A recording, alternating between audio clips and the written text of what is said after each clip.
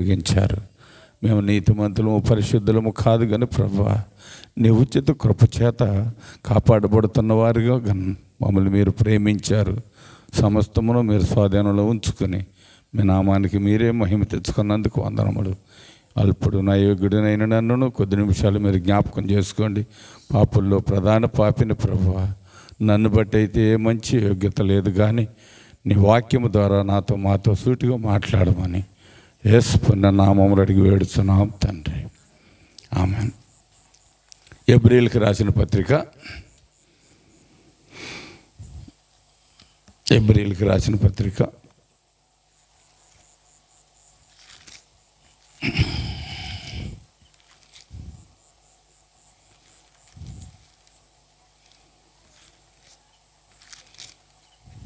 11వ అధ్యాయము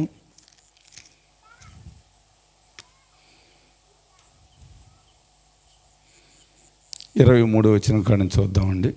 మోషే పుట్టినప్పుడు అతని తల్లిదండ్రులు ఆ శిశువు సుందరుడై ఉండుట చూచి విశ్వాసమును బట్టి రాజాజ్ఞకు భయపడక 3 మాసములు అతన్ని దాచిపెట్టిరి. మోషే పెద్దవాడైనప్పుడు విశ్వాసమును బట్టి ఐగుప్తు ధనము కంటే క్రీస్తు విషయమైన నింద గొప్ప భాగ్యమని ఎంచుకుని అల్పకాలము పాపభోగములను అనుభవించుట కంటే దేవుని ప్రజలతో శ్రమ అనుభవించుటయే మేలని యోచించి ఫరో కుమార్తె యొక్క కుమారుడునని అనిపించుకొనుటకు ఒప్పుకొనలేదు. ఏలయనగా అతడు ప్రతిఫలముగా కలగబోవు బహుమానమునందు ప్రతిఫలముగా కలగబోయే బహుమానమందు దృష్టించాడు. ఏమండి, ఈరోజు అవకాశం దొరికితే మనకు ఎవరన్నా రాజకిరీటం ఇస్తానంటే సమస్తాన్ని వదిలేసి వెళ్ళిపోతామండి. అవునా అండి? మోషే జన్మించినప్పుడు అంటే 3 మాసాలు పిల్లవాడుగా ఉన్నప్పుడు అండి ఆయన జమ్ముపెట్టులో పెట్టి నైలు నదిలో వదిలిపెట్టి అండి తన సహోదరి అయిన మిరియమును అండి ఆ పెట్టి ఇటు వెళ్తుందో ఎవరు తీసుకుంటున్నారని చెప్పి కాపలా పెట్టింది తల్లి. అంటే మోషే పుట్టినప్పుడు చాలా బాగా అందగాడంట. 3 మాసాలు ఎలా దాచారో పాపం ఆయన్ని అంటే జమ్ముపెట్టులో పెట్టి పంపించారు. ఈయనప్పుడు రాజగృహంలో ఉన్నాడు, పెరుగుతున్నాడు. అంటే అతన్ని చూసుటకు ఒక వ్యక్తి కావాలి. ఆ వ్యక్తి ఎక్కడ ఉందో మంచి వ్యక్తి అయితే బాగుండునని ఒక మంచి నిర్ణయం తీసుకుని ఫరో కుమార్తె తన అక్క అయిన మిరియాతో చెప్పింది, నాకు తెలిసిన మంచి వ్యక్తి ఒక ఆమె ఉన్నది, ఏమంటే మంచిగా చూసుకుంటుంది, జాగ్రత్తగా చూసుకుంటుంది, బహు శ్రద్ధగా చూసిద్ది, ఆమెను నేను తీసుకొచ్చి మీకు పరిచయం చేస్తానని అంటే మోషే తల్లిని తీసుకొచ్చింది. ప్రియులరా, మోషే తల్లిని తీసుకొచ్చి అక్కడ నిలబెట్టినప్పుడు మోషే తల్లి తనకి పట్టించవలసిన పాలు తాను తాగి అంటే తన సనుపాలు బిడ్డకు పట్టించేటప్పుడు ఒక మాట చెప్పింది. అంటే చిన్న బాలుడిగా ఉన్నప్పుడు ఒక మాట చెప్పింది. ఏం చెప్పిందండి? మోషే, నా కుమారుడా, ఈ దినము నీవు రాజగృహంలో పెరుగుతున్నావు. రానున్న దినాల్లో ఈ రాజ్యానికి నీవు ఒక రాజును అవుదామని, రాజును చెయ్యాలని రాణి ఆశపడుద్ది. కానీ నీవు ఈ బానిసలుగా బ్రతుకుతున్న ప్రజలను విడిపించుట కొరకే దేవుడు నిన్ను ఏర్పాటు చేసుకున్నాడు అని పడుతుందండి. ఏర్పాటు చేసుకుని చిన్న బాలుడు పాలు తాగుతున్నాడు. చిన్న పాలు ఇచ్చు తల్లి లాలించి చెబుతుంది, బొత్తిగించు. దేవుడు నిన్ను ఏర్పాటు చేసుకున్నది అందుకే. ఒకవేళ ఈ రాజకిరీటమును ధరించి ఒక గొప్ప వ్యక్తిగా ఉండాలని కోరుకుంటావేమో, జాగ్రత్త, అలా చేయొద్దు. దేవుని ఆజ్ఞను తిరస్కరించిన వాడు అవుతావు. అలాంటి ఆలోచన నీకు కలిగిన ఎడల నీ తల 1000 వకలయ్యి పగులును గాక అని పాలిచ్చేటప్పుడు చెప్పించిందండి. ఏమంటే ఈ దినాల్లో తల్లిదండ్రులు ఏం కోరుకుంటారండి అంటే నా బిడ్డ భవిష్యత్తు బాగుండాలి, ఉన్నతమైన వ్యక్తిగా ఉండాలి, మంచి వ్యక్తిగా ఉండాలి, అంటే మంచి మార్గంలో ఉండాలి, తను కలిగినదంతా సమృద్ధి జీవమును సంపాదించుకుని ఉంటే మనం వెళ్ళి సుఖంగా బ్రతకొచ్చు అని కోరుకుంటారు. అవును, మోషే రాజు అయితే తల్లిదండ్రులకి తన ప్రజలకి ఎంతో అంటే తన కుటుంబీకులకి ఎంతో సంతోషమా కాదా? అని సంతోషం కలుగుద్ది కదా. మరి తల్లి ఏం చెబుతుంది ఇక్కడ? పిచ్చాం అనుకుంటేమో అంటే పిచ్చామే కదా, పిచ్చాం కాబట్టి తల 1000 అయ్యి సస్తావని చెప్పించింది. ఏమండి బాధ్యత, ఏమండి ఒక క్రైస్తవురాలి బాధ్యత అది. తన బిడ్డలను పెంచేటప్పుడు అయ్యా నువ్వు మంచిగా పెరగాలి, నీతిగా పెరగాలి, యథార్థంగా బ్రతకాలి. నీ జీవితంలో ఎన్ని ఆటుపోట్లు వచ్చినా నీవు దేవుని కొరకు నిలబడినప్పుడే నీవు ఈ భూమి మీద మంచి ఫలాలను ఫలించగలుగుతావు, మంచిగా రాణించగలుగుతావు అని చెప్పగలిగే తల్లులు తక్కువ ఉంటారండి. వాళ్ళకంటే ఎక్కువ ఉండాలి, వాళ్ళకంటే గొప్పగా బ్రతకాలి, వారికంటే ఎక్కువ సంపాదించాలి. వారికంటే ఏమండి సంపాదన మనం కోరుకుంటే వచ్చేది కాదండి. సంపాదన మనం కోరుకుంటే వచ్చేది కాదు. దేవుడు ఇవ్వాలి దాన్ని. నీ చేతి వృత్తిని, నీ చేతి పనిని దీవించేవాడని నేను, నీ ఫలవృక్షములను దీవించేవాడని నేను, నీ ధాన్యపు పంటను దీవించేవాడని నేను, నీ పశువుల మందను దీవించేవాడని నేను, నీ దుక్కుడెద్దులను దీవించేవాడని నేను, నీ సమస్త జీవరాశులను దీవించేవాడని నేను అని దేవుడు చెప్పాడు. ఎవరు దీవిస్తే ఉంటాయండి అవన్నీ? అంటే సమృద్ధి జీవం ఎక్కడి నుంచి వచ్చింది? ఎక్కడి నుంచి వచ్చిందండి? మోషే మా అమ్మ ఇప్పుడు చిన్నప్పుడు చెప్పింది. ఇప్పుడు మా అమ్మ నా ఎదురుకు వచ్చి మాట్లాడితే, ఏమండి నా ఎదురుకు వచ్చి మాట్లాడితే రాజు తీసుకెళ్ళి చెరసాల్లో పడైపోతాడు, మా అమ్మది ఏముందని చెప్పి తల్లి మాట పక్కన పెట్టాడండి. ఎప్పుడు ఇలారా పక్కన పెట్టాడా? ఇక్కడ ఏమంటున్నాడు? అల్పకాల పాపభోగముల కంటే అంటే దేనికోసం, దేన్ని అనుభవించడానికి ఇష్టపడ్డాడండి? ఏమంటే దేన్ని అనుభవించడానికి ఇష్టపడ్డాడు?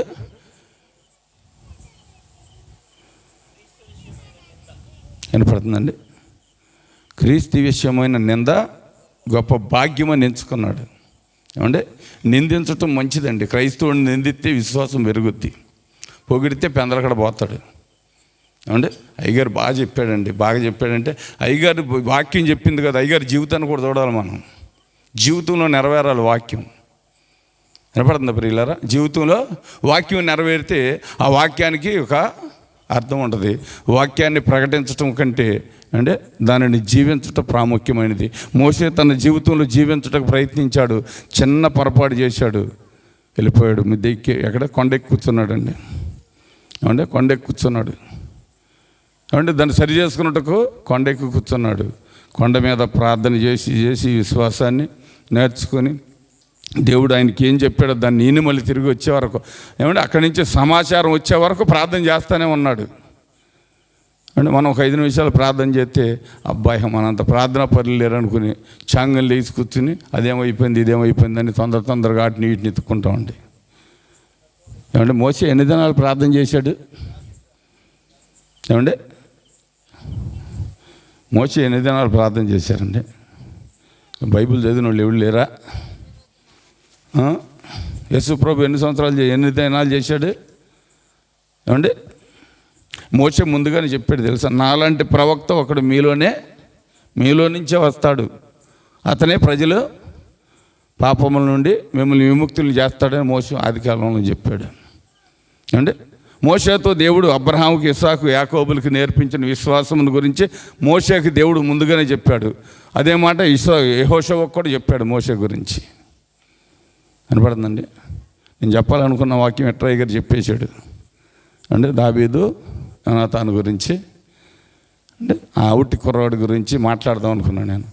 అవుటి వ్యక్తిని రాజు చేర్చుకుని అంటే తనదైన సంస్థాపనలో ఉన్న భూములను కొంత ఆస్తిని తనకి ఇప్పించాడు దావీదు. అర్థమైందా? ఇక్కడ కూడా మోషే అన్ని విషయాల్లోనూ గొప్పగా ఎంచాడు. ఫరో చేత అనేక పర్యాయములు ఏమంటే నిందలు భరించాడు, పారిపోయాడు. ఏమంటే మళ్ళీ ప్రభు చెప్పాడు, నేను మోషేకి నీకు తోడుగా ఉంటాను, ఫరోని నీ ముందు భయపడేవాడికి చేస్తానన్నాడు. మళ్ళీ కఠిన చేశాడు. అయినా దేవుని మాటని మనమైతే దేవుడు ఎంత మోసం చేశాడని అంటాం. దేవుడు మోసం చేశాడన్నమా? చిన్న సహాయం రాకపోతే అది దేవుడిని నమ్ముకున్నాం కానీ ప్రయోజనం లేదండి. దేవుడు ఎటు చూసినా మాకు ఏం మేలు చేయలేదండి. దేవుడిని నమ్ముకున్నాం కానీ సరి అయినది ఏది మాకు జరగలేదని అంటాం. ఫరో నువ్వు వెళ్ళు, నేను నిలబడ్డాను, నీకు ముందుంటాను అంటే మోషేని. ఫరోకు నేను ముందుండి నిన్ను అక్కడ గొప్ప చేస్తానని చెప్పి అక్కడ పరువును కట్టిన పరిచేసి మోసే మీద తిరస్కారం లేపాడు. మోసే భయపడల. వినపడుతుందండి. ఒకసారి మనం మొదటి దశలోనికి పత్రిక ఇక్కడ పౌలు ఏం మాట్లాడుతుండో చూద్దాం. 2వ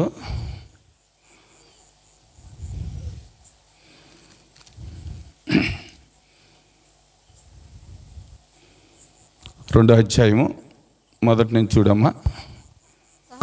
సహోదరులారా, మీ యొద్ద మా ప్రయత్నం వ్యర్థము కాలేదని మీరు ఎరిగినట్లే మేము పిలుపులో ముందు శ్రమపడి అవమానం పొంది ఎంతో పోరాటముతో దేవుని సువార్తను మీకు బోధించుటకై మన దేవుని యందు ధైర్యం తెచ్చుకుంటామని మీకు తెలియను. ఏలయనగా మా బోధ కపటమైనది కాదు, అపవిత్రమైనది కాదు, మోసయుక్తమైనది కాదు, గాని సువార్తను మాకు అప్పగించుటకు యోగ్యులమని దేవుని వలన ఎంచబడిన మనుషులను సంతోషపెట్టువారము కాక మన హృదయములను పరీక్షించు దేవునినే సంతోషపెట్టువారమై బోధించుతున్నాము. వినపడుతుందండి. మనుషులు అబ్బా అంటే ఇటువరకు మన చిన్నతనంలో గంగిరెద్దులు, మరి మీ ఊళ్ళో ఉండేవాళ్ళు నాకు తెలియదు కానీ మా ఊరు వచ్చి అంటే ఒక 10 రూపాయలు ఇస్తే మన ముత్తాత కాడి నుంచి వరుసలు ఇట్టుకు ఒక్కొక్కరిని పొగుడుతూ ఉండేవాళ్ళు. అంటే ఇప్పుడు ఈ దినాల్లో క్రైస్తవులు సేవకులు కూడా వాళ్ళే అయిపోయారు అనుకోండి. అంటే సేవకులు కూడా అలాగే మారిపోయారు. ఎందుకంటే పక్క 10 రూపాయలు ఇచ్చిందంటే ఎదరం 20 రూపాయలు ఇచ్చిద్దామని చెప్పి పొగుడుతున్నారు. బైబిల్ ఏం చెబుతుంది? నీ కుడి చేతితో ఇచ్చింది ఎడమ చేతికి తెలియకూడదు. అంటే నీ కుడి చేతితో ఇచ్చిన ఏదియో ఎడమ చేతికి తెలియకూడదు. మరి మనకు ప్రకటన చేయకపోతే రేపు పొద్దున మళ్ళీ కానుక లేదు. అంటే అయ్యగారు కూడా అలాగే మారిపోయాడు. సంఘం కూడా అలాగే సేద్యం చేసుకుంటూ బతికేస్తున్నాం. ఇక్కడ ఏమంటున్నాడు ఈయన? మేము మనుషులను సంతోషపెట్టేవారం కాము. మనుషులను సంతోషపెడితే అది భక్తి కాదండి. మనుషులను పొగిడితే అది భక్తి కాదండి. మనుషులను సమాజ్ చేయటమే, పొగిడి సమాజ్ చేయటమే. అతను పోటీ పెట్టి డబ్బు సంపాదించుకునేవాడు మనుషులను పొగిడే వ్యక్తి. అంటే పోటీ పెట్టి డబ్బు సంపాదించుకుంటాడు. అవునా కదా? అంటే ఉదాహరణకి అంటే మనకంటే తరుగువారు ఎవరన్నా ఉండి 500 ఇచ్చారనుకోండి, వాళ్ళకంటే మనం మెరుగున్నామంటే 700 ఇవ్వాలి. 200 పెచ్చు మనమే ఉండాలి. అరే మనకంటే తరుగుడు ఇస్తే లేదు కానీ మనం ఇస్తే వచ్చిందా? ఇలా పోటీ పడతారు. పోటీతనం చేత అంటే పోటీ చేత ధనాన్ని అంటే వసూలు చేస్తున్నారు. మనమేమనుకున్నాం? దేవుడికి ఇచ్చాం. ఎక్కడికి దేవుడు తీసుకెళ్ళాడటని అంటే దేవుడు తీసుకున్నాడా? నేను జాగ్రత్తగా ఆలోచించాలి. చదువు ఇంకొక మాట, 5వ వచనం.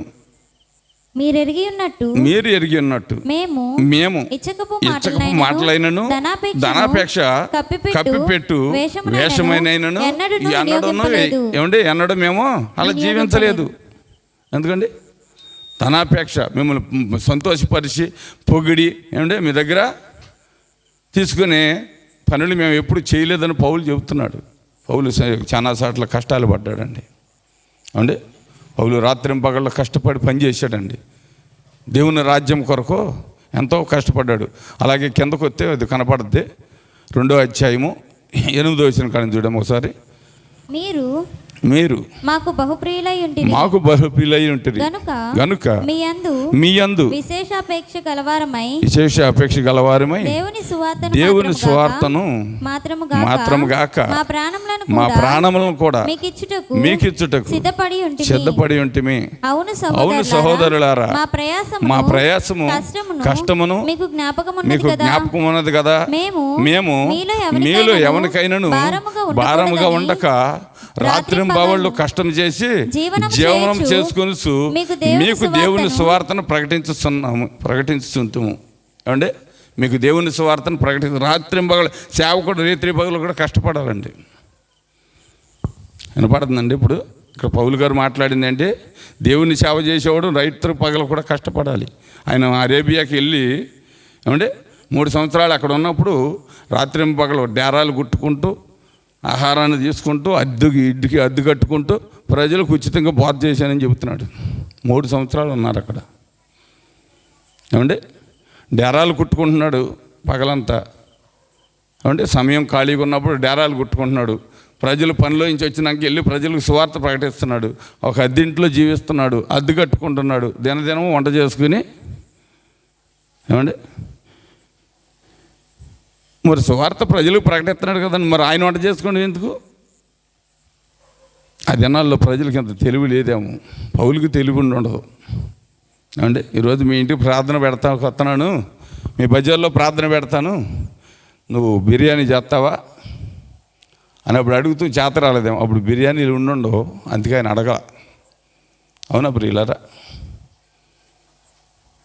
జాగ్రత్త ప్రియులారా. దేవుని మేము కూడా మీటింగ్లు పెట్టాం, యథార్థంగా మీటింగ్. ఈరోజు మాది వంకాయ, టమాటా, దోసకాయ, ములక్కాయ కూర. దేవుని సేవకులకు అదే పెట్టాం మేము. వినపడుతుందండి? ఇక్కడ భోజనం పదార్థములు కాదండి కావాల్సింది, ఆత్మీయ జీవితం కావాలి. ఏమంటే ఆత్మ ఫలాలు ఫలించే వ్యక్తిగా ఉండాలి, కానీ కడుపు నిండా దీన్ని బేవమని తేపి ఏమంటే ఏదో కొంచెం పరిచయం వెళ్ళిపోతే ప్రయోజనం ఉండదు ప్రియరా. ఇక్కడ పౌలు అదే చెబుతున్నాడు. చదువు ఇంకొద్దిగా. మేము విశ్వాసులైన మీ ఎదుట ఎంత భక్తిగాను నీతిగాను అనిత్యముగాను ప్రవర్తించితము దానికి మీరు సాక్షులు, దేవుడును సాక్షి. కనబడుతుందండి? మీరు సాక్షులు, దేవుడును సాక్షి. దేవుడు కూడా చెబుతాడు మేము ఎలా ఉన్నాము, మా జీవితం ఎలాగుందా అని ఇక్కడ పౌలు మాట్లాడుతున్నాడు. అర్థమవుతుందా ప్రియులారా? జాగ్రత్త. భక్తి ఇది కత్తి మీద సాన లాంటిదండి. 2 పొదులు గల కత్తి, 2 పక్కల సానబెట్టిన కత్తి. ఏమంటే బొడ్లో పెట్టుకోవాలంటే అంత జాగ్రత్తగా పెట్టుకుంటాం.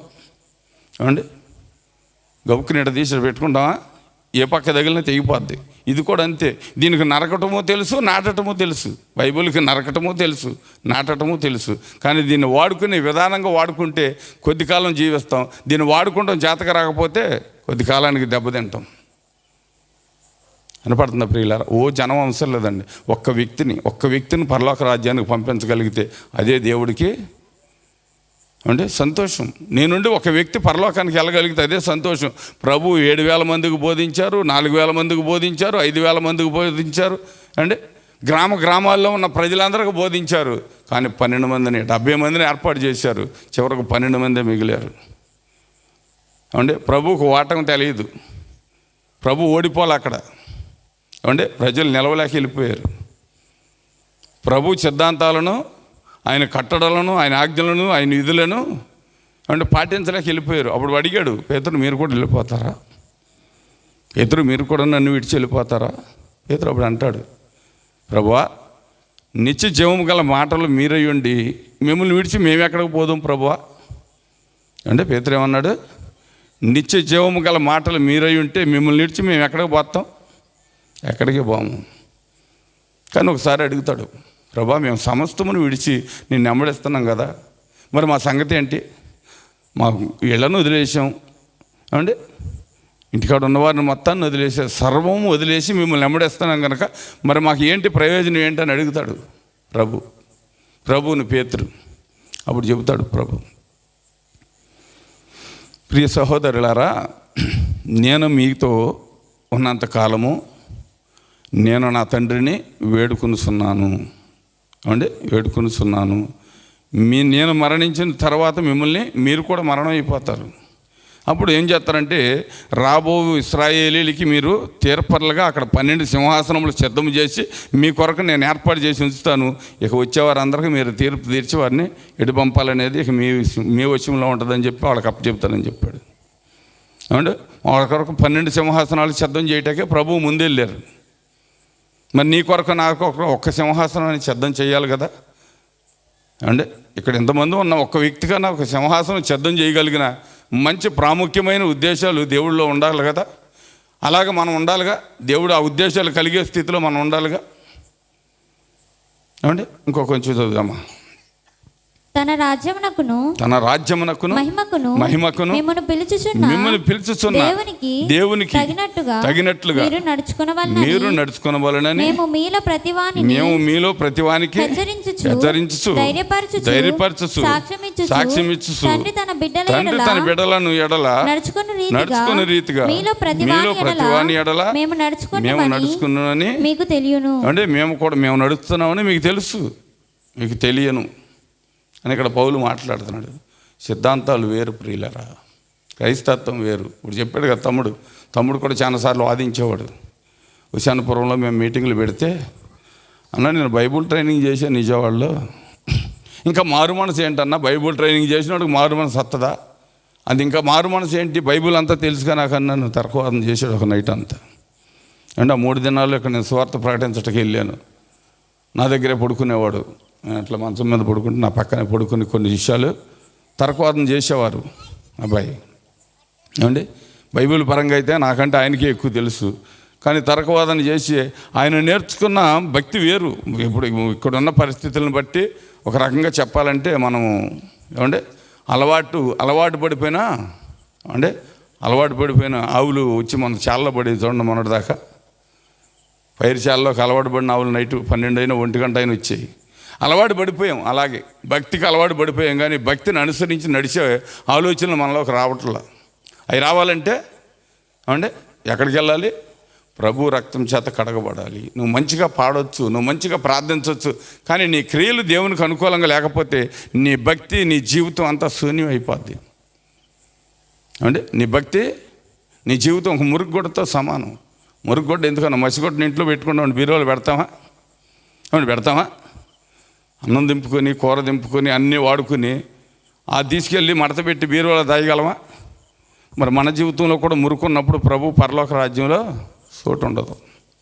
నీ జీవితంలో స్వచ్ఛన్నతమైన మంచి ఉద్దేశాలతో నువ్వు ప్రభు కొరకు సిద్ధపడి ఉండాలి. ప్రతి ఒక్క విషయంలోనూ ప్రతి ఒక్క మనిషిలోనూ అన్నీ ఉంటాయి, అన్ని లోపాలు ఉంటాయి. అంటే లోపం లేని వ్యక్తి అంటూ ఉండడు, కానీ సమస్త లోపాలను సరి చేసుకున్నట్టుకు ఇష్టపడాలి. అంటే సరి చేసుకున్నట్టుకు ఇష్టపడితే అది భక్తి, సరి చేసుకునేదే భక్తి. అంతేగాని నేను ఎలాగే ఉంటానంటే ఏదో ఒక రోజు దేవుడు అంటే మన బిడ్డ 1-2 సార్లు 2-3 సార్లు ఇసుకెత్తండి ఏం చేస్తామండి, అట్ట కాదు నాన్న ఇట్ట కాదు నాన్న అని గారాబిచ్చి చెబుతాం ఏదో ఒక రోజు కోపం వచ్చింది అంటే టపా కొట్టేస్తాం. దేవుడు కూడా ఏదో ఒక రోజు కోపగించుకొని కన్నెర చేశాడు అనుకోండి, ఆయన కన్నెర చేస్తే మనం మన్ను అయిపోయినట్టు. ఇంకా ఆయన కన్నెర చేస్తే మనకు మన్ను తప్ప రెండోది ఏం లేదు. నువ్వు మన్నులోకి వెళ్ళాక ఏం చేయగలవు? నీ ఆత్మ ఎక్కడికి వెళ్ళిద్ది? నీ జీవం గాల్లో కలిసిపోద్ది, నీ ఆత్మ అంటే నరకానికి వెళ్ళిపోద్ది, నీ శరీరం మన్నులోకి వెళ్ళిపోద్ది. నువ్వేం చేస్తా? ఏం చేస్తా? మన వల్ల ఏమన్నా అవుద్దా? జీవం గాల్లో కలిసిపోద్ది, గాలి వెళ్ళిపోయినప్పుడు దాంతోపాటు వెళ్ళిపోద్ది. ఆత్మ దేవుని దగ్గర నుంచి పంపించబడింది కనుక అది అక్కడికి వెళ్ళిపోద్ది, అక్కడికి వెళ్ళి అక్కడ నిలబడద్ది. లోనకి వెళ్తాక దానికి అధికారం దేవుడు ఇవ్వాలి. శరీరం మన నుంచి వచ్చింది కనుక మనులోకి వెళ్ళిపోవాలి. ఈ మనులోకి వెళ్ళిపోయే శరీరాన్ని చూసి అతిశయపడుతున్నాం, కానీ అసలు దేవుడు మనకి ఇచ్చిన ఆత్మ ఏంటి, ఆత్మని ఎంతవరకు మనము కాపాడుకోగలుగుతున్నాము, ఆ ఆత్మ చేత మనం ఎంతవరకు ప్రేరేపించబడి దేవునికి నమ్మకస్తులుగా ఉంటున్నాము. దేవుడు మనల్ని ఎంత నమ్మకంగా కాస్తున్నాడండి. ఎంతోమంది ప్రయాణం చేస్తున్నారు, ఎంతోమంది త్రావల్లో మరణం అయిపోతున్నారు. అవన్నీ చూసుకుంటూ వెళ్తున్నప్పుడు ఎన్నో బాధేసిద్ది. ప్రభా నన్ను ఇంకా సజీవుడిగా ఇంత దూరం 550 కిలోమీటర్లు నేను వెళ్తున్నాను, మళ్ళీ 550 కిలోమీటర్లు తిరిగి వస్తున్నాను, నన్ను ఎంత భద్రంగా కాపాడుతున్నావు ప్రభా, మరి వాళ్ళకి లేని భద్రత నాకు ఇచ్చావు కదా అని నేను ఎంతో ఏడ్చుకుంటానండి వాళ్ళని చూసినప్పుడు. అలాంటి పరిస్థితి చూసినప్పుడు నాకు ఎంతో దుఃఖం వచ్చిద్ది. ఎందుకని దుఃఖం ఎందుకు వచ్చిద్ది? నేను కూడా ఆ వారిలో ఒకటిగా ఉంటే అంటే వారిలో నేను కూడా ఒకడినైతే ఏంటి నా పరిస్థితి? అప్పుడు నా భార్య బిడ్డల పరిస్థితి ఏంటి? దేవుని నామానికి ఎంతో మనము ఎక్కడ సేవకాని వెళ్ళాడు అంటే దేవుడు చూడు ఎంత పని చేశాడు, దేవుడు చేశాడు అంటారు, కానీ మనలో లోపాన్ని చెప్పం, దేవుడి మీద పెట్టేస్తాం. ఏదుండా అంటే సమస్త ప్రయాసపడి భారం మోస్తున్న సమస్త జనులను నా యొద్దకు రండి, మీకు విశ్రాంతిని కలిగేస్తాను. మనం లేనిపోయిన భారం అంతా ఆయన మీద పెట్టేస్తాం. విశ్రాంతి మనం తీసుకుంటాక ఇష్టపడం, భారాన్ని మోపేయటాకే మనం ఇష్టపడతాం. ప్రతి విషయాన్ని గమనించండి. ఈ దినాల్లో దేవుని సేవ అంటే డబ్బుతో సమకూర్చబడిందే. కానీ అది డబ్బు ఎలాగ సమకూర్చాలి, ఎలాగ చేయాలనే దాన్ని ఒక ఆలోచన కలిగి పని చేయాలండి. అంటే దాన్ని ఎలాగ వాడాలి, దేవుని కొరకు దాన్ని ఎలాగ సిద్ధం చేయాలి అంటే సంఘానికి, సంఘ బిడ్డలకి, లేకపోతే ఏమంటే ఊరు వారికి, లేకపోతే వేరే వేరే వారికి భారం వేయకూడదు. ఇది వేయకూడదు. అలా వేయటం అది దేవుని పని, దేవుని రాజ్యం కాదు. నేను మనం చూపించాను మీకు యెరూషలేము దేవాలయం కట్టటకు దావీదు ఎలాగా డబ్బు సమకూర్చి దాని కొరకు ఎలా ఖర్చు పెట్టాడో అంటే దానిని చూపించాను మీకు. అలాగని దాని మీద పెత్తనం చేసేవారు కూడా ఎంత పవిత్రమైన జీవితం కలిగి ఉండాలో తెలుసండి, ఎంత పవిత్రులై ఉండాలో తెలుసా దానికి. ఏమంటే బైబిల్ చెప్పుద్ది, బైబిల్లో ఉంటుంది. అధ్యక్ష పదవి వహించేవాడు నిందారహితుడును, ఏకపద్మ పురుషుడు, ఒకే భార్యకి భర్తగా ఉన్నవాడును, ఏమంటే మద్యపానం కొట్టనివాడును, ధూమపానం కొట్టనివాడునే, ఏమంటే తన కుటుంబాన్ని బాగుగా ఎలువాడేయండి. తన భార్య బిడ్డలు కూడా దేవుని యందు నిరీక్షణ కలిగి జాగ్రత్తగా జీవించేవాడైతేనే సంఘంలో అతను పెద్దగా ఉండాలని బైబిల్ చెబుతుంది. ఏమంటే బైబిల్ చెబుతుంది, అంతేగాని దేవుడు చెప్పలేదుగా. ఏమంటే దేవుడు చెబితే నమ్ముతాం, బైబిల్ చెబితే నమ్ముతాం. అంటే బైబిల్ ఒక కాగితం, ఏమంటే కాగితం ముక్క బైబిల్, అంతేనా? కానీ దీనిలో ఉన్నది ఏది తీసివేసినా, ఒకటి కలిపినా తీసేసినా సత్తారని చెప్పి ఇది చెబుతుంది మళ్ళీ బైబిల్.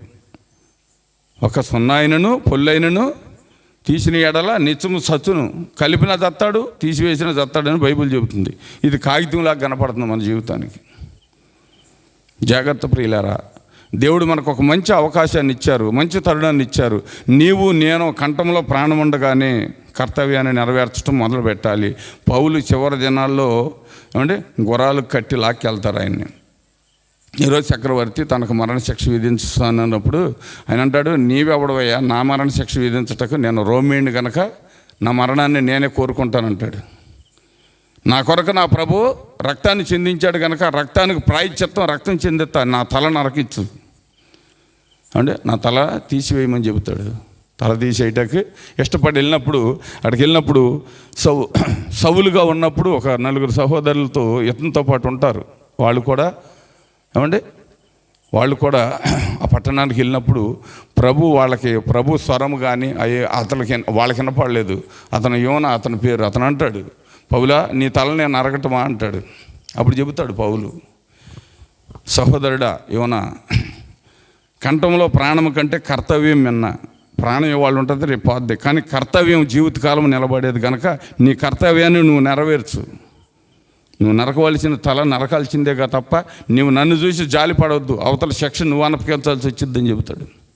నా సహోదరుడా, నా కొరకు ఎంత జాలి పడ్డావు కనుక ఏదో రకంగా నువ్వు అడ్జస్ట్ చేయి, నేను ఈ దారిని పారిపోతానని చెప్పి పారిపోలే పౌలు. పారిపోవటానికి ఇష్టపడాలి. మనమైతే ఇక్కడికి వచ్చి ఇప్పుడు తుపాకి పెడితే, అయ్యా ఇదిగో మాది ఎస్సీ సర్టిఫికేట్, మా పిల్లోడు ఎస్సీ అండి, ఇదిగో మా చదువు చూడండి, మా చదువు సర్టిఫికేట్ చూడండి, మేము ఎస్సీలో అండి, ఏదో వాళ్ళు చెబుతున్నారు కదా, ఖాళీగా ఉండలేక వచ్చామని చెబుతాం. ఇక్కడ తుపాకు తీసుకొచ్చి గూడి మీద పెడితే, గోపు మీద పెడితే మన సర్టిఫికేట్లన్నీ బయటకు వస్తాయండి. వినపడుతుంది ప్రియులారా? మన క్రైస్తత్వం అది, మన జీవితం అది. అంటే మన క్రైస్తత్వం జీవితం ఏంటి? తుపాకును చూసి పారిపోయే అంటే తోటాలకు పారిపోయే క్రైస్తత్వం, పిరికి క్రైస్తత్వం అంది. అర్థమవుతుందా? జాగ్రత్తగా ఆలోచించండి. మరొక సంవత్సరం ఇలాగ మనం అందరం కలిసి ఇక్కడ ఉండాలంటే దేవుడు మన జీవితంలో అంటే సమయాన్ని ఇవ్వాలి. ఇందాక నేను నిన్న చెప్పాను కదా, నేను ఈ 404 సంవత్సరాల్లో మనకు వచ్చే తెగుళ్ళు, ఈ తెగుళ్ళు ఏ తెగుళ్ళు సంభవించినా భూమి మీద మనం ఉండేవాళ్ళం కాదని. అంటే మనం దేవుని యందు నిరీక్షణ కలిగి ఉన్నాం కనుక మనం బ్రతికి ఉన్నంతకాలం మనం చేయవలసిన పని ఏంటి చెప్పనండి. నేను భారతదేశంలో మనం ఉన్నాం కనుక 123 కోట్ల మంది జనం ఉన్నారు. జనం కొరకు మనం ప్రార్థన చేయాలి. ఏమంటే జనం కొరకు మనం ప్రార్థన చేయాలి. వినపడుతుందా? మరి 6,38,000 గ్రామాలు ఉన్నాయి. వినపడుతుందా ప్రియులారా? ఆ గ్రామాల్లో ఉన్న ప్రజల కొరకు కూడా మనం ప్రార్థన చేయాలి. ప్రభు నన్ను కాపాడు, నా బిడ్డను కాపాడు, నా కుటుంబం, మా ఆయన పనికి వెళ్ళాడు ఆయన, లేకపోతే మా పిల్లడు బడికి వెళ్ళాడు ఆయన అంటే వీళ్ళ మట్టుకే నువ్వే కాపాడబడాలి. దేశం అంతా ఆశపోయినా పర్వాలేదు. ఇప్పుడు ఎన్ని గ్రామాలు ఉన్నాయండి మనకి మన భారతదేశంలో? సుమారుగా ఎన్ని గ్రామాలు చెప్పినప్పుడు ఇప్పుడే చెప్పాను నేను. అంటే ఇప్పుడే చెప్పాను కదా, 6,38,000 గ్రామాలు ఉన్నాయి ఏమంటే భారతదేశంలో. వారందరి కొరకు ప్రార్థన చేయాలి మనం అంటే వారందరి కొరకు ప్రార్థన చేయాలి. దేవుడు ఆ బాధ్యత ఇచ్చాడు. ఒక క్రైస్తవుడు చేయవలసిన పని అదే. ఒక క్రైస్తవురాలు చేయవలసిన పని అదే. తన కొరకు, తన కుటుంబం కొరకు కాదు, తన ప్రజలు నాశనం అయిపోతున్న పాడైపోతున్న ప్రజల కొరకు ప్రభు భూమి మీదకి వచ్చింది. అంతేగాని వాళ్ళ అమ్మ నాన్న ఉన్నారు, లేకపోతే వాళ్ళు ఏదో ఇక్కడ ఉద్ధరిస్తారు అని చెప్పి వాళ్ళ కొరకు రాలా. యేసు ప్రభు ఒక గృహంలో కూర్చొని ఏమంటే శిష్యులతో మాట్లాడుతున్నప్పుడు ఒక సహోదరుడు వచ్చాయా, మీ తల్లి మీ సహోదరులు వీళ్ళందరూ వచ్చారంటే, ఎవరు నా సహోదరులు, ఎవరు నా తల్లి ఏమండి, నా తండ్రి రాజ్య నిమిత్తం పనిచేసే ప్రతి వారు నా సహోదరులు, నా తల్లి, నా తండ్రులు అందరూ నా వారే అని చెప్పాడు. అమ్మ మరియమ్మ గారు వచ్చావని గవ్వ పరిగెత్తలా అని పరిగెత్తారా? బైబిల్ ఎక్కడన్నా ఉంది? అది బైబిల్ మొత్తం చదివి ఉంటారు కదా, ఎక్కడైనా తగిలింది మీకు?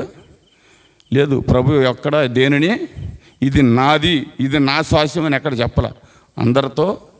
అందరూ కలిసి అందరూ బ్రతకాలి, అందరూ జీవించాలి, అందరూ మారు మనసు పొందాలి, అందరూ దేవుని రాజ్యానికి చేరాలని దేవుడు ఆశపడుతున్నాడు. మనమేమో వీళ్ళటా చెప్తారులేండి ఏమండి, వీళ్ళటా చెబుతారు, వీళ్ళకి పని పాట ఏం లేదు అంటే బతకలేక బైబిల్ పట్టుకుని వెళ్తున్నారు. అవునా ఏమండి? బ్రతకలేక బైబిల్ పట్టుకుని వెళ్తున్నాను అనుకుంటారు. శ్రీకాకుళం వెళ్ళాలంటే 11 గంటలు కూర్చోవాలండి బస్సులో. 11 గంటలు కూర్చొని ప్రయాణం చేయాలి ఏమండి. నేను పద్మావతి ట్రావెల్స్ బుక్ చేస్తా, 750 రూపాయలు తీసుకుంటారు బస్సుకి వచ్చి. 1400 రాను పోను. మరి మన దారి ఖర్చులు ఇవన్నీ లెక్క వేసుకుంటే అంటే బతకటానికి వెళ్ళినట్ట, లేకపోతే దేవుని స్వార్థను ప్రకటించడానికి వెళ్ళినట్ట ఏమండి? ఆలోచించండి. అంటే బ్రతకటానికి వెళ్ళినట్ట, దేవుని స్వార్థను ప్రకటించడానికి వెళ్ళినట్ట. జాగ్రత్త ప్రియులారా, వారంతా అన్యజనులు, వారికి ఏమీ తెలియదు పాపము ఏమంటే. అక్కడున్న సేవకులు కూడా ఏమంటే ఒకసారి వెళ్తే, ఒక వారం వెళ్తే చాలు, 2వ వారం తీసుకెళ్ళి బుడుక్కుని ముంచేస్తారు. ముంచేసి ఇది నువ్వు సంఘం కట్టుబడ్డావు, ఈ సంఘంలోనే ఉండాలి, నువ్వు మరో సంఘానికి వెళ్ళకూడదు, నువ్వు ఇక్కడ నరకంలోకి వెళ్ళి నాశనం అయిపోయినా పర్వాలా, కానీ ఇది మారావా శాపం వచ్చిద్ది. అదేనా? మరి పౌలు ఇన్ని సంఘాలకు పేర్లు ఎందుకు పెట్టాడు? ఆయన కొలసీలు అన్నాడు, దెసలోనికి అన్నాడు, 2వ దెసలోనికి అన్నాడు, ఫిలిప్పీలు అన్నాడు, ఎఫెసీలు అన్నాడు అంటే, రోమా అన్నాడు, గలతీలు అన్నారు అంటే, ఇన్ని సంఘాలను ఎందుకు కట్టాడు ఆయన? సంఘం కాదండి కావాల్సింది, నీతి ఎక్కడ ఉన్నది? నీతియుక్తమైన జీవితం ఎక్కడ ఉన్నది? ఏమన్నా మనం వెనకాల ఉన్న పాడైపోయిన చూడకూడదండి. పాడైపోయిన వ్యక్తులను చూస్తే నువ్వు బాగుపడలేవు అండి. అందుకని ప్రభు ఏమన్నాడు? సిలువ వైపు చూడమన్నాడు. యాత్రికుల ప్రయాణం బుక్ చదివితే మీకు అంటే జాన్ బన్నీని పడిన ప్రయాస, తన జీవితంలో నలిగిపోయాడు ప్రయాణంలో. సైతాన్ ఇక్కడ కనపడింది, సహోదరుడా రా, సేద తీర్చుకుంది, కానీ ఇక్కడ నీడగా ఉంది, చక్కని నీడ ఉంది నీ కొరకు, నేను రాను, ఈ పాప ప్రపంచంలో నేను బ్రతకలేను అన్నాడు. ఇంకోసాటికి వెళ్తే అక్కడికి వచ్చింది, అక్కడ చిన్న గృహం నిర్మించింది, ఈ గృహంలో కొంచెం సేద తీసుకుని వెళ్దుగాని రా, అక్కడికి కూడా నేను రానన్నాడు అంటే. అలా తప్పుకుంటూ బాగా ఆకలిగా ఉన్న స్థలంలో పట్టుకుని దగ్గరికి వెళ్ళిపోయాడు పాపం, నమ్మేసి. నిజంగానే మనిషి వేషంలో ఉంది. ఒకళ్ళు ఎవరైనా ఈ స్థలంలో గృహాన్ని నిర్మించుకుని జీవిస్తున్నారేమో అనుకుని వెళ్ళిపోతే అక్కడికి వెళ్ళినాక కనపడుద్ది. అప్పుడు దాని రూపం చూసి పారిపోయి అక్కడి నుంచి పడి మళ్ళీ ఎన్నో కిలోమీటర్లు వెనక డొల్లుకుంటూ వెళ్ళిపోతాడు ఆయన. మళ్ళీ తిరుగుకుంటూ ప్రయాణం చేసుకుని సిలువ దగ్గర రావడానికి ఎంతో టైం పట్టింది. కారణం ఏంటంటే ఆయన ఒక పరిశుద్ధుడిగా మారటకు కారణం కూడా ఒక మనిషి ఉందండి. ఒక మనిషి ఏర్పాటు అయ్యింది. తన భార్య మారు మనసు పొంది ఏమంటే చిద్దబాటుతో ఉంది. వివాహం అయినాక 2 వ్యక్తులు ఆ గ్రామం నుంచి వెళ్ళారంట. ఒక ఆమెమో చింతామణి గ్రామ పొండి తీసుకెళ్ళిందంట, ఈమెమో ఏమంటే అత్తసాక్షుల బుక్ తీసుకెళ్ళిందంట అత్తవారింటికి అత్తసాక్షుల బుక్ తీసుకెళ్ళి, అయ్యా ఆ దినాల్లో ఆది అపోస్తులు ఇలా జీవించారు, ప్రభు కొరకు ఇలా ప్రాణాలు పెట్టారు, వారు ఎంతో జీవితాన్ని దేవుని కొరకు, కొరత జీవితం కొద్దిగానే కదండి, సంపూర్తిగా బ్రతకలేదు కదా, ఒక యోహాను తప్ప అందరూ మధ్యలోనే మరణం అయిపోయారు కనుక వారి చరిత్రలను భర్తగా నేర్పించింది. ఆయనే ఒక బుక్, ఆయన బుక్ ఒక బైబిల్గా మారిపోయింది. ఆయన జీవిత చరిత్ర ఒక బైబిల్గా మారిపోయింది. ఈ పాప ప్రపంచంలో నేను నివసించలేనండి. ఒక యాత్రికుల మూట ఉంటుంది ఆయనకి వెనకాల, ఆ సిలువ దగ్గరికి వెళ్ళి మోకరించినాక ఆ మూట దిగి సముద్రంలోకి వెళ్ళిపోద్ది. వినపడుతుందా ప్రియులారా? జాగ్రత్తగా నేను ఆలోచించాలి. ఏంటంటే భక్తి, క్రైస్తత్వం ఇవన్నీ చెప్పుకుంటాకు ఉపయోగపడతాయి. అంటే చెప్పుకుంటాకు ఇప్పుడు రేపొద్దున ఇది మన క్రిస్టియన్ మినిస్ట్రీ కూడా పెట్టారు కదా, క్రైస్తవులు ఎవరు హిందువులు ఎవరు అనేది అంటే కుల నియంత్రణ ఏదో పెట్టారు కదా ఏమండి. అప్పుడు తెలిసిపోద్ది క్రైస్తవులు ఎంతమంది అనేది ఏమండి. అదే పెట్టాడు జగన్ పెట్టాడంటే ప్రతి ఊరికి ఒక ఆంజనేయుడి విగ్రహం కావాలని మోదీ గారు కోరుకున్నాడు. ప్రతి గృహంలోనూ చిన్న బొమ్మ ఒకటి పెట్టుకుని ఉండాలని ఆయన కోరుకున్నాడు.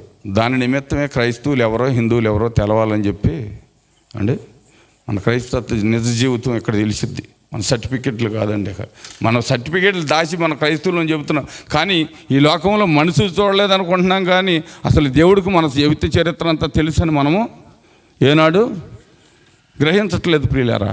జాగ్రత్తగా గ్రహింపు కలిగి నీవు నేను జీవిస్తే దేవుని చిత్తమును నెరవేర్చిన వారు అయితే నిన్ను చూసి నన్ను చూసి దేవుడు సంతోషిస్తాడు. లేకపోతే మనల్ని చూసి ఆయన దినమంతా ఏడుతూనే ఉంటాడు.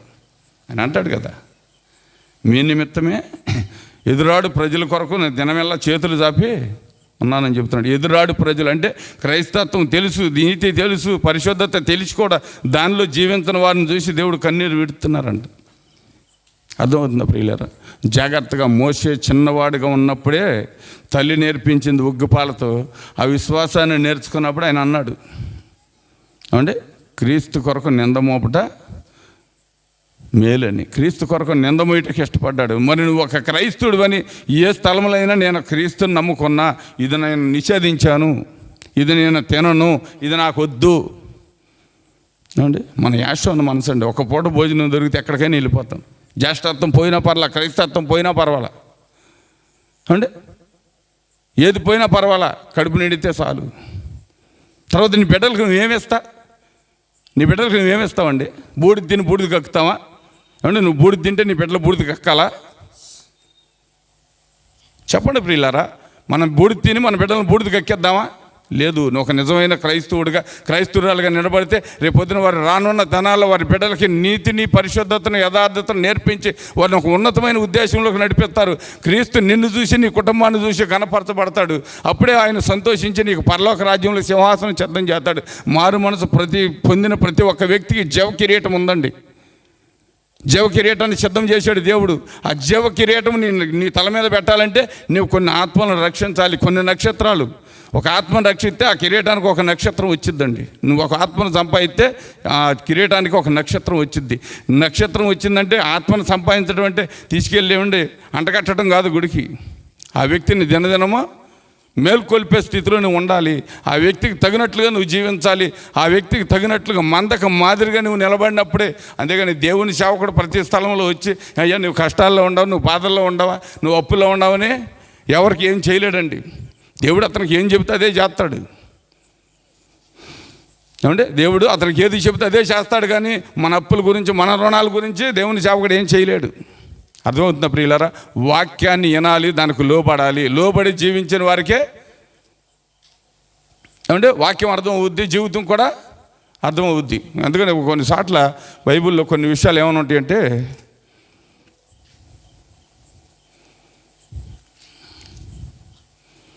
ఒకసారి ఇర్మియా 6వ అధ్యాయము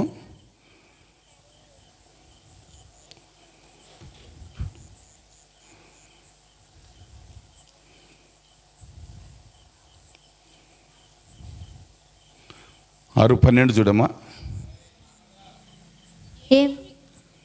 ఏమీ మిగలకుండా వారి ఇండ్లను వారి పొలములను వారి భార్యలను ఇతరులకు అప్పగింపబడదు. ఈ దేశ నివాసుల మీద నేను నా చెయ్యి చాపుచున్నాను. ఏమంటే ఈ దేశ నివాసుల మీద నేను నా చెయ్యి చాపుచున్నాను. ఇదే యెహోవాకు. అల్పులేమి గనులేమి వారందరూ మోసం చేసి దోచుకునివారు. ప్రవక్తలేమి యాజకులేమి అందరూ వంచుకులే.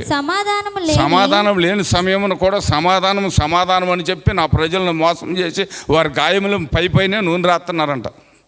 ఏమండి అబ్బాయి నీలో పాపం ఉంది, ఇదిగో నువ్వు బూతులు ఆడుతున్నావు, నువ్వు సినిమా చూస్తున్నావు, నువ్వు సీరియల్ చూస్తున్నావు, నీ జీవితంలో ఎంతో అంటే మోసం ఉంది కనుక నువ్వెందుకు మారతల్లా, నువ్వెందుకు గుళ్ళోకి వస్తున్నావు, నువ్వు గుళ్ళో మళ్ళీ ఆ వ్యక్తులు గుళ్ళోకి వచ్చి పాటలు పాడాలి, ఆ వ్యక్తుల గుళ్ళో ప్రార్థన చేయాలి, ఆ వ్యక్తులే బూతులు ఆడాలి, ఆ వ్యక్తులే అన్నీ చేయాలి. అర్థమవుతుందా ప్రియులారా? చూడండి, ఇక్కడ బైబిల్ చెబుతుంది అంటే వారి జీవితాన్ని గురించి బైబిల్ చెబుతుంది. చదవమ్మా, చూడమ్మా. వారు తాము హేయక్రియలు చేయుచున్నందున సిగ్గుపడవలసి వచ్చెను గాని వారు ఏమాత్రమును సిగ్గుపడరు. అవమానము నొందితమని వారికి తోసనేది లేదు గనుక పడిపోవు వారితో వారు పడిపోవుదురు. నేను వారిని విమర్శించు కాలము వారు తొట్టిల్లుదురని యెహోవా సెలవిచ్చుచున్నాడు. వినపడుతుందంటే దేవుడు విమర్శించు కాలంలో తొట్టి వెళ్తారంట వారు. అప్పుడు నిజ జీవితం బయటపడద్ది. దేవుడు విమర్శించే వరకు మనం తెచ్చుకోకూడదండి. జాగ్రత్తగా ఆలోచించండి ప్రియులారా. దేవుడు మనకిచ్చిన అవకాశాన్ని, తరుణాన్ని జాగ్రత్తగా సద్వినియోగపరచుకుని దేవుని యందు ఒక నిరీక్షణ కలిగి జీవిద్దాం. కొద్ది కాలమే బ్రతుకుదామండి.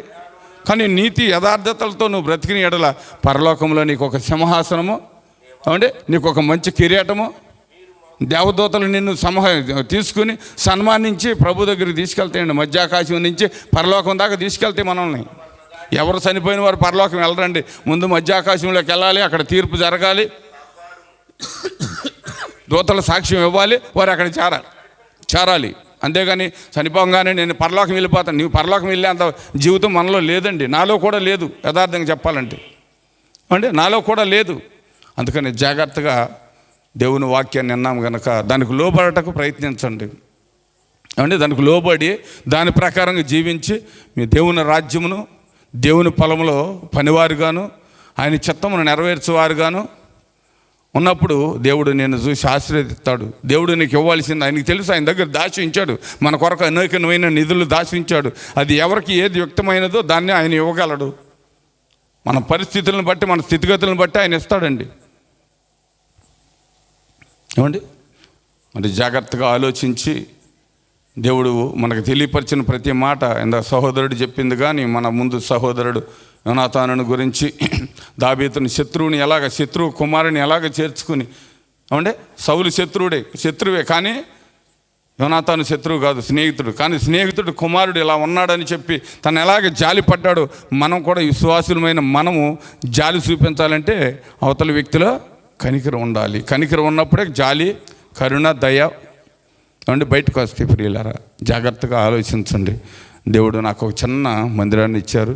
ఆ మందిరం నిమిత్తం కూడా నా సహోదరులు అనేకులు ప్రార్థన చేసి ఎంతో ప్రయాసపడ్డారు. ఆ ప్రయాస నిమిత్తమే దేవుడు ఈ దినం వరకు దాన్ని సమృద్ధిగా ఇచ్చి అంటే దాన్ని మొన్న 22వ తారీఖు ప్రతిష్టమయ్యింది. ఈ దినము దాని సందర్భంగా లేకపోతే ఏప్రిల్ నెలలోనే ఇప్పుడు మీటింగ్లు పెట్టాలి. ఆ మందిరం నిమిత్తమే ఇన్ని రోజులు వెనకబడింది. అలాగే మరి 29, 30, 31 శ్రీకాకుళంలో కూడా మీటింగులు ఏర్పాటు చేసాం. ఏమంటే మీ ప్రార్థనల యందు ఎవరైనా ప్రార్థన చేయాలి, నా సహోదరుడు బాగుండి అనేకులకు మరొకసారి ఇలాగే సువార్త ప్రకటించాలి, ఇక్కడికి వచ్చి దేవుని బిడ్డలు మనకు ఎన్నో విషయాలు తెలియపరచాలని మీరందరూ ప్రార్థన చేసి ఆ ప్రార్థన ద్వారా ఈ సహవాసం ముందుకెళ్ళాలని మీ అందరినీ వేడుకుంటున్నాను. చిన్న ప్రార్థన చేస్తాను. ప్రార్థన చేసినాక మీకు చిన్న పలహారం ఇస్తారు. పలహారం తీసుకుని మీరు బయటికి వెళ్దురు. కానీ దయగలిగిన యేసు ప్రభువా, ప్రేమ కలిగిన తండ్రి, మీరు ఇచ్చిన ఈ సమయాన్ని బట్టే వందనములు. ఇంతవరకు ప్రభువా మీరు మాకు ఇచ్చిన ఈ తరుణమును బట్టే వందనములు. 3వ దినం ప్రభువా చివరి గడియ కూడా అయిపోయింది. దేవా, రేపటి దినాన్న ఎవరి పనులు వారు చేసుకుంటూ, నాయనా ఎవరి కార్యాలు వారు జరుపుకుంటూ, ఎవరి చిత్తమును వారు చేసుకుంటూ వెళ్ళిపోతుంటాము. నాయనా మేము ఎక్కడున్నాను, ఏ స్థలంలో ఉన్నాను, ఎప్పుడైనాను ప్రభువా మిమ్మల్ని మర్చిపోయేవారుగా మమ్మల్ని ఉండనియొద్దు. మేము మిమ్మల్ని మర్చిపోయినా పర్వాలేదు ప్రభు, కానీ మీరు మమ్మల్ని మర్చిపోతే మేము భూమి మీద ఉండం ప్రభు. మేము ఏమేమి సంపాదించినా ప్రయోజనం లేదు ప్రభు. ఏది మా అంట వచ్చేది కాదు ప్రభు, మీరే మాతో వస్తారు. నాయన మీ ఆత్మ మాకు తోడుగా ఉంటే నిత్య రాజ్యంలో మాకు ఏమిటి 1000 సంవత్సరాలు అక్కడ మాకు జీవితం ఎంతో ప్రబలితో ఉంటుంది ప్రభు. సంతోష గానాలతో ప్రభు, ప్రతి గానాలతో మిమ్మల్ని కొనియాడటకు అక్కడ ఒక మంచి నివాసం మా కొరకు ఏర్పాటు చేస్తానని మీరు చెప్పినారు. దానిని కొనసాగించటకు సహాయం చేయండి. విశ్వాసమునకు కర్తయు దాన్ని కొనసాగించేవాడైన యేసు వైపు చూస్తూ ఓపికతో పరిగెత్తానని పౌలు చెబుతున్నాడు. పౌలు గారు చేసినట్లుగా ప్రభు మేము చేయలేకపోయినా ఉన్న కొంచెం విశ్వాసంలోనైనాను యథార్థంగా నడవటకు సహాయం చేసి నీ కృప తోడుగా ఉంచండి. ఈ గ్రామాన్ని మీరు జ్ఞాపకం చేసుకోండి. ఈ గ్రామంలో ఉన్న ప్రజలను మీరు జ్ఞాపకం చేసుకోండి. ఈ దేశాన్ని, భారతదేశంలో ఉన్న గ్రామాలు, మండలాలు, ప్రదేశాలు అన్నిటి కొరకు ప్రార్థన చేయాలని ప్రభు ఆ దినాల్లో జీవగ్రంథంలో రాయబడి ఉన్నది. రాజుల కొరకు కూడా ప్రార్థన చేయమని చెప్పారు ప్రభా. అలాగే మేము ప్రార్థన చేస్తున్నాము. ఈ గ్రామంలో బలహీనులుగా ఉన్నవారిని ప్రభా, వ్యాధిగ్రస్తులను సమస్తమును మీరు జ్ఞాపకం చేసుకోండి. సంటి బిడ్డలను, చిన్న బిడ్డలను, యవన బిడ్డలను ప్రభా, యవనస్తులైన భార్యాభర్తలను, నైనా నడిప్రాయంలో ఉన్నవారిని, వృద్ధులను కూడా మీరు జ్ఞాపకం చేసుకుని ప్రతి ఒక్క విషయంలోనూ మీ కాపుదల, భద్రత దయచేసి మీ నామానికి మీరే మహిమ తెచ్చుకోమని యేసు పుణ్య నామములు అడిగి వేడుచున్నాం తండ్రి. మన తండ్రి యొక్క కుమారుని కృపయు పరిశుద్ధాత్ముడు ఎల్లప్పుడూ సదాకాలం మన అందరికీ తోడై ఉండి ఈ గ్రామం మీద ఆయన కృపండును గాక. ఆమేన్. మీ అందరికి వందనాలు. ఎవరు వెళ్ళొద్దు ప్రియులారా, పలహారం ఉంది. అలాగనే నేను మర్చిపోయాను, నిన్న పాప మా సహోదరుడు 2 డింగ్ బాటిల్ తెచ్చాడు, వాటి కోసం కాపలా కాస్తున్నాడు. మా సహోదరుడు కొరకు కూడా ప్రార్థన చేయండి.